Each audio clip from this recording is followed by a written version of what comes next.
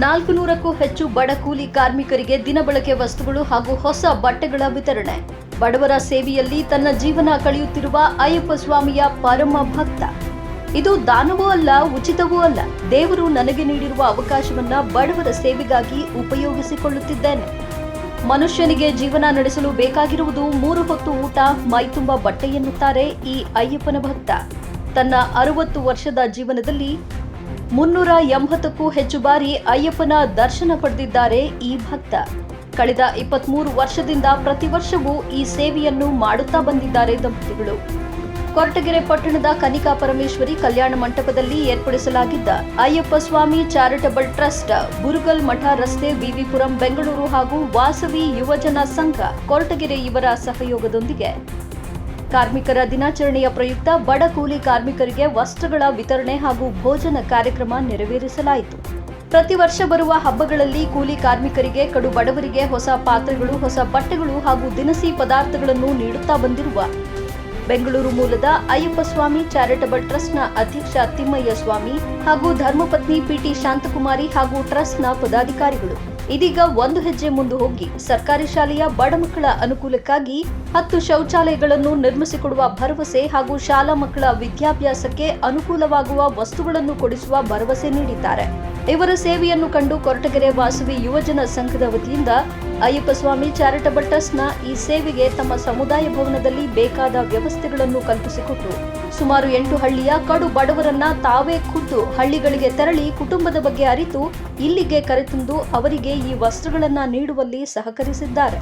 ಇದೇ ಸಂದರ್ಭದಲ್ಲಿ ಅಯ್ಯಪ್ಪ ಸ್ವಾಮಿ ಚಾರಿಟಬಲ್ ಟ್ರಸ್ಟ್ನ ಅಧ್ಯಕ್ಷರು, ಉಪಾಧ್ಯಕ್ಷರು, ಪದಾಧಿಕಾರಿಗಳು ಹಾಗೂ ವಾಸವಿ ಯುವಜನ ಸಂಘದ ಅಧ್ಯಕ್ಷರು, ಉಪಾಧ್ಯಕ್ಷರು, ಪದಾಧಿಕಾರಿಗಳು ಹಾಗೂ ಕಾರ್ಮಿಕರು ಹಾಜರಿದ್ದರು. ತಿಮ್ಮಯ್ಯ ಸ್ವಾಮಿ ಅಂತ ನನ್ನ ಹೆಸರು. ಬೆಂಗಳೂರಿನಲ್ಲೇ ಅಯ್ಯಪ್ಪ ಸ್ವಾಮಿ ಚಾರಿಟಬಲ್ ಟ್ರಸ್ಟ್ ಸ್ಥಾಪನೆ ಮಾಡಿ 24 ವರ್ಷ ಆಗಿದೆ.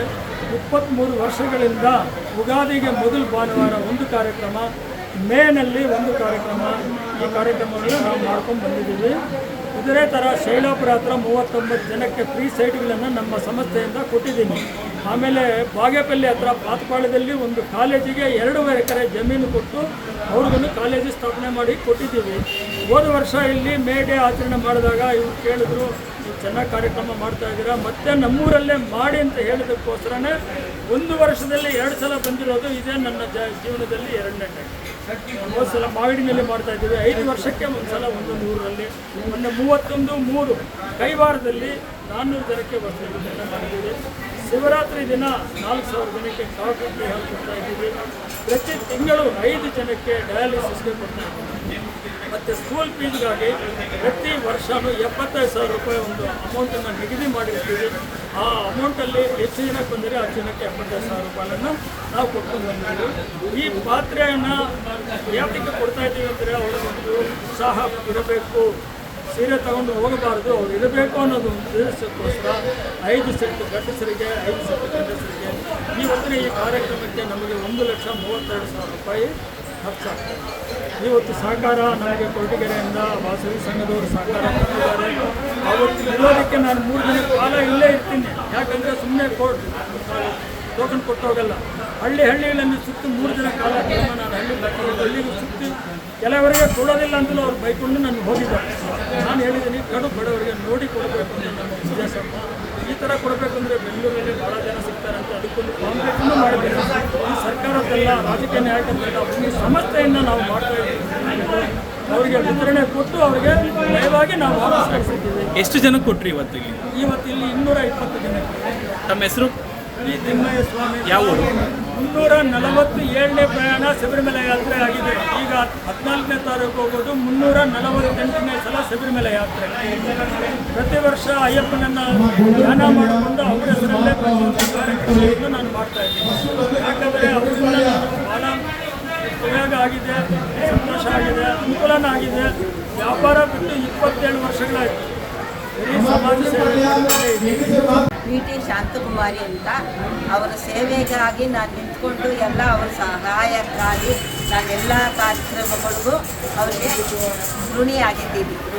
ಪ್ರತಿ ವರ್ಷ ಅಂದರೆ ಯಾವ ಟೈಮಲ್ಲಿ ಕೊಡ್ತಾ ಇರ್ತೀರ ಇದನ್ನೆಲ್ಲ? ಯುಗಾದಿಗೆ, ಮೇ ಡೇಗೆ, ವರ್ಷಕ್ಕೆ 2 ಸಲ ಕೊಡ್ತಾ ಇರ್ತೀವಿ. ಎಷ್ಟು ಜನ ಬಡವರನ್ನ ಆಯ್ಕೆ ಮಾಡ್ತೀರಾ ಈ ಒಂದು ಇದಕ್ಕೆ? ಯಾವ ರೀತಿ ಮಾಡ್ತೀರಾ? 200ರಿಂದ 250.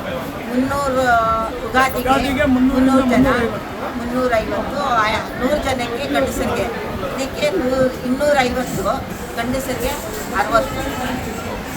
ಈ ಒಂದು ಸೇವೆಯಿಂದ ತಮಗೆ ಸಂತೃಪ್ತಿಯಾದ ಒಂದು ಸಂತೋಷ ಸಿಕ್ಕಿದೆಯಾ? ತುಂಬ ಸಂತೋಷವಾಗಿದ್ದೀವಿ. ಸೇವೆ ಮಾಡೋದಕ್ಕೆ ನಾವು ಋಣಿಯಾಗಿದ್ದೀವಿ. ಜೈ ವಾಸವಿ. ನಾವು ವಾಸವಿ ಯುವಜನ ಸಂಘದಿಂದ ಅನೇಕ ಕಾರ್ಯಕ್ರಮಗಳನ್ನ ಮಾಡ್ತಾಯಿದ್ದೀವಿ. Health camp, medical checkup, blood camp, ಅದೇ ರೀತಿಯಾಗಿ ಪ್ರತಿಭಾ ಪುರಸ್ಕಾರ ಕಾರ್ಯಕ್ರಮಗಳು, ಪ್ರತಿ ಶುಕ್ರವಾರಗಳ ಪೂಜೆಗಳು ಎಲ್ಲ ಮಾಡ್ತಾ ಇರ್ತೀವಿ.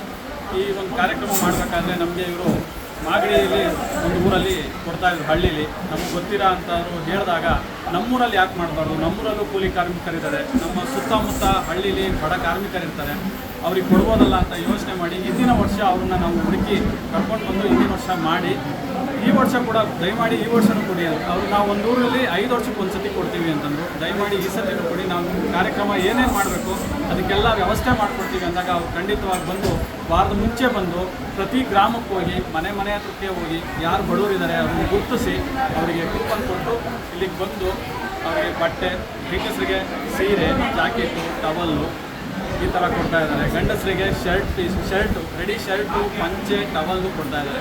ಅದೇ ಥರ ಅವ್ರಿಗೆ ಒಂದು ಊರಿನಲ್ಲಿ ಎಲ್ಲರೂ ಸೇರಿ ಬರಲಿ ಅನ್ನೋ ಉದ್ದೇಶದಿಂದ ಸ್ಟೀಲ್ ಪಾತ್ರೆ ಗಿಫ್ಟು ಮತ್ತು ಚಾಪೆ, ಸೊಳ್ಳೆ ಪರ್ದ ಎಲ್ಲ ಕೊಡ್ತಾ ಇದ್ದಾರೆ.